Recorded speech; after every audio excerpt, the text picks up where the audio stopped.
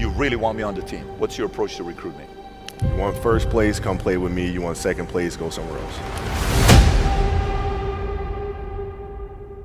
Like I would watch Magic play. I'd watch Michael play.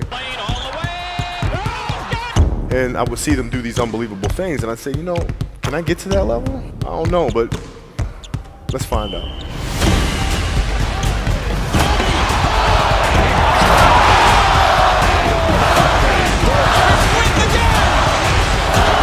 That's why he's the best player in the game. Everything was done to try to learn how to become a better basketball player. Everything. And so when you have that point of view, then literally the world becomes your library to help you to become better at your craft. So because you know what you want, the world's giving you exactly the information you need to become better at it. Because you know what you're looking for. So many guys tell stories about your work ethic. Yeah. What was really your work ethic like, and for how long did you stay disciplined?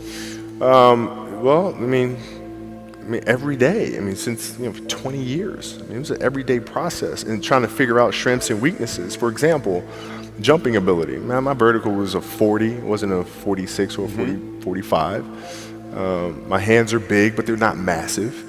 Right? So you got to figure out ways to strengthen them so your hands are strong enough to be able to palm a ball and do the things that you need to do. Quickness, I was quick, but not insanely quick. I was fast, but not ridiculously fast. Right? So I had to rely on skill a lot more. I had to rely on angles a lot more. I had to study the game a lot more. And but I enjoyed it though. So like from the time I can remember when I started watching the game, I studied the game, and it just never changed.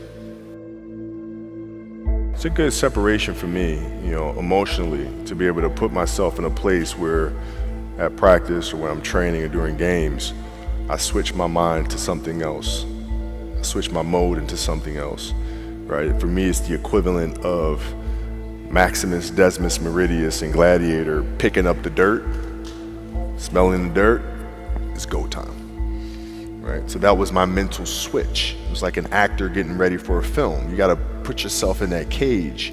When you're in that cage, you are that character. And then when you leave there, it's something completely different. But when I'm in that cage, bro, don't touch me, don't talk to me. Just leave me alone. How did you get mentally and emotionally so strong where it doesn't bother you? Well, you got to look at the reality of the situation. Like for me, it's not, you kind of got to get over yourself. It's not about you, man. Like, okay, you feel embarrassed. You're not that important. Like, get over yourself. That's where you go. Get over yourself, right? Like you're worried about how people may perceive you, and like you're walking around and it's embarrassing because you shot 5 air balls. Get over yourself, right? And then after that, it's okay, well, why did those air balls happen? Got it. High school, year before, we played 35 games, max, right? Week in between, spaced out, plenty of time to rest. In the NBA, it's back to back to back to back to back to back to back. I didn't have the legs. So you look at the shot, every shot was online. Every shot was online, but every shot was short. Right? I got to get stronger. I got to train differently. The weight training program that I'm doing, I got to tailor it for an 82-game season so that when the playoffs come around, my legs are stronger and that ball gets there. So I look at it with rationale and say, okay, well, the reason why I shot air balls is because my legs aren't there. I go, well, next year they'll be there. That was it. Done.